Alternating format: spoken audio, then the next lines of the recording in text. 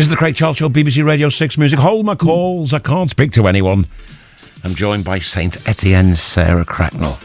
Sarah, Hello. Are you there? Hello, I am here. Hello, how lovely to talk to you. And you. With a name like Cracknell, was your nickname Crackers at school? Of course it was, yeah. And my dad's nickname was Crackers at work. It just, yeah. My friend Donna calls me Crackers my knackers. I don't know what that means, but he's from Blackpool, so yeah. Talking about your dad was a film director, wasn't he? He was a first assistant director. And he's the one that shouts action. Exactly, but he worked on lots of very great films with some great directors. So yeah, he was at the top of his game. Do you mind me asking what films he worked on? He worked on 2001 and A Clockwork Orange. No way! He did. Really? Yeah. Wow. I mean, that is top of the game stuff. It is, isn't it? And he did lots of Bond films and yeah, good stuff. Yeah. No. And your mum was an actress as well, wasn't she? Yeah. So she was an actress, and they met on a film called The Longships. They met on that. She had 3 roles in the film. One was a kind of Viking serving girl. Yeah. One was a harem dancer with big baggy pants and little tassels on her, you know. Yeah. And I can't remember what the third character was, but anyway. And that was all filmed in Yugoslavia, and they met there. But and my mum's claim to fame, another biggie. Yeah. She was the leading lady in Ferry Cross the Mersey. She played Jerry Marsden's girlfriend. What was childhood like for you then? Interestingly, really. So I'm an only child. I think I might have been, I hate to say accident, but a surprise. I think I was a bit of a surprise. Mm-hmm. They weren't married, and but I felt so loved and cherished. And even though they'd go off and work here and there, there was always one around. Someone was there, or they'd take me with them. So I used to go on location a lot with work when my dad was away and stuff. But what happens is you just think that's normal, and it's only when other kids go, "You're doing what? Where? Where have you been?" And you go, "Isn't that just what everybody does?" And I've kind of done the same with mine. I used to take my kids on tour all the time because what they really want is to be with you. That's what they really want. They don't care where they are when they're little. Yeah. Once they get into sort of proper school, having to concentrate and do exams and stuff like that, then it does matter. But as long as they're with their parents on some level, that they're happy. Did you meet any of the James Bonds? Oh yeah. I don't remember meeting Sean Connery. I was too small. But Roger Moore, yes, spent a lot of time with Rog. It's absolutely. I didn't know anything about that. Anything about this. Well, I don't talk about it very much because it sounds a bit showy-offy. But no, it's not. It's just. I mean, everyone has a childhood. You know, you can't be held responsible for your childhood. No, I know. It's something that happens to you, and it's just like it's really nice to have an interest in one, isn't it? Yeah, exactly. I saw a lot of the world when I was really young, which I think is good. Yeah. Did you not think about going into that game yourself? Yeah, very much so. So I originally sort of wanted to be... Well, first of all, I wanted to be a vet, like every small girl. Yeah. And then I wanted to be an actress. And then at one point, I thought I could do my dad's job because I'm very organised. And so, because I think the film industry, it's very... it's just that there's something about it. Again, it's a bit like being in a band and stuff, because they go off on location and they form like a unit, a gang, and they're all in it together, and it's a great camaraderie thing, and they're experiencing all this interesting and new stuff all together. And so I did think I could be an AD. I could be maybe not first, but I could be a second. Are you the first AD in the band though? Do you organise the lads? No, not really, but I could. I just don't want to upset the apple cart. I'll just go, But I'm, if we're on tour and the tour manager's gone to the loo and everyone has to check into a hotel, I'm on it. Very good at things like that. I mean, you guys have been together for a long time now, haven't you, Etienne? Oh my gosh, yeah. I don't even like to think about quite how long it is. What keeps you strong as a band after all these years? I think that we're like siblings, really. Siblings that don't fall out, if there is such a thing. And we have very similar aesthetics, and we grew up at the same time with very similar age, so we were into the same TV programs and films and same bands, and grew up, just around London. So London was like a magnet, so we all went up to the same gigs. I don't know, we just parallel lives, really, that kind of thing. Did you ever think you'd be 12 albums in? No, no, not at all. I think when I first met them, when I first went in the studio to sing Nothing Can Stop Us, I just thought that was it, one song. And then when they were like, oh, we've got some more songs you could sing maybe, and oh, it's going to be an album. And then I think all three of us thought, this is it, an album, that's probably it. So it's incredible that's this long. You seem to have quite a dedicated following as well, would you say?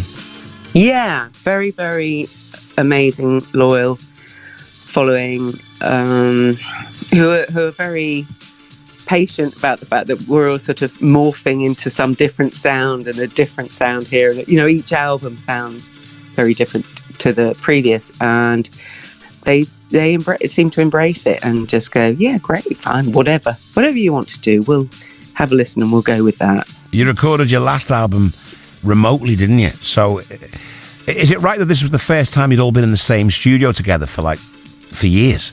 Well, yes, I guess so.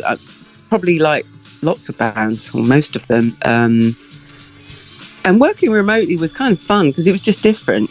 Yeah. We just send ideas to each other, and we decided to do something that would work with that process, you know what I mean? So it's lots of sample bits and bobs, and then this one, it was so nice to go in the studio together, and we were working mainly in Pete's studio, which is down in Hove, and then with a guy called Gus up in West Yorkshire, which is where Bob lives, up in West Yorkshire, and it was nice to go and stay in Bob's house and hang out. So we'd go in the studio, and we'd have in Bradford they do this hot pie thing, which is like a pork pie but hot. Have you had that? Yeah, I have. It's nice, actually. It's very filling. Yeah, it is filling. Really delicious. So we'd pop out for a hot pie at lunchtime, and then we go back and stay at Bob's house, and it was really nice that sort of it helps sometimes with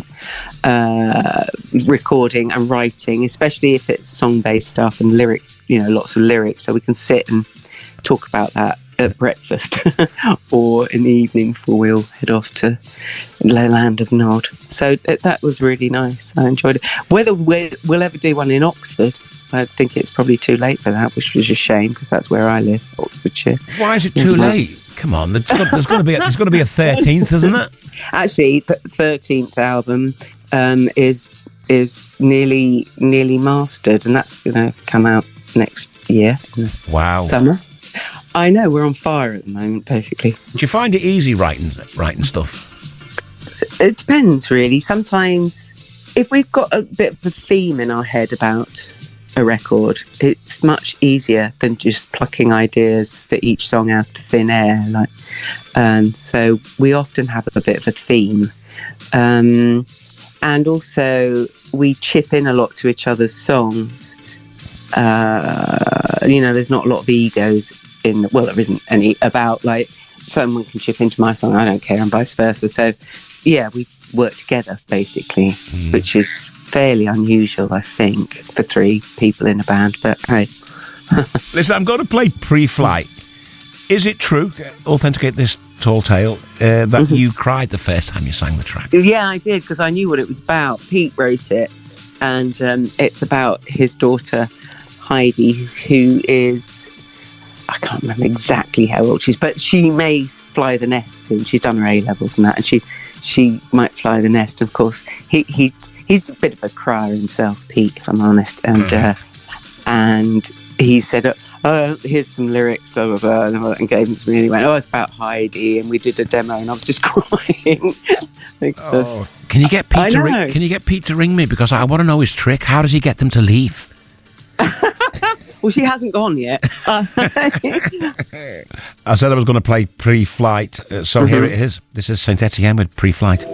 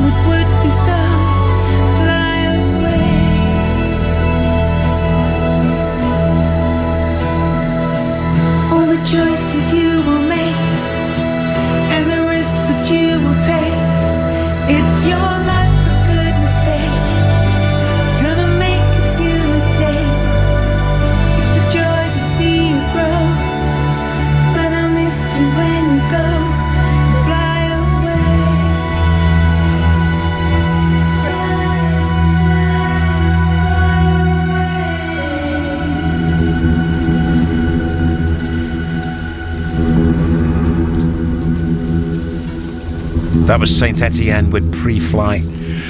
Let's talk about the album tonight. The album captures the feeling of a dream space. Is this right? Half awake and half asleep? Yeah, that's the kind of mood. That's the time of day and the feeling that we wanted. I quite like, a lot of people say, at dusk. And I quite like the idea. Someone said to me the other day, they have a job where they have to get in really early, and when they leave in the morning and the street lights are still on and it's a bit foggy, and they listen to it in the car on the way to work, and they said it really works for them. As long as they don't drop off, that would be awful.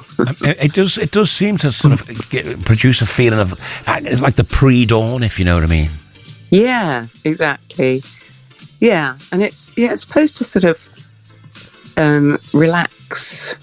Yeah, relax and make you think about stuff and reminisce a bit and look to the future. I don't like things that are always about the past, I like because even when back to kids again, you have to get over them sort of leaving and getting on with their life. You then have to go, well, what am I going to do now? And there's always an upside and something else so somewhere else to go, something else to think about, something else to do. So what's this year about for you?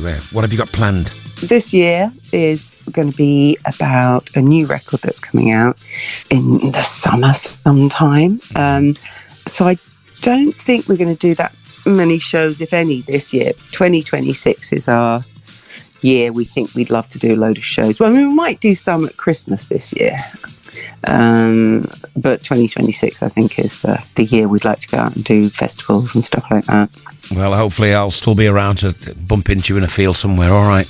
That would be lovely. It's been great talking to you, Miss Cracknell. Lovely to talk to you too. And you have a great day, all right?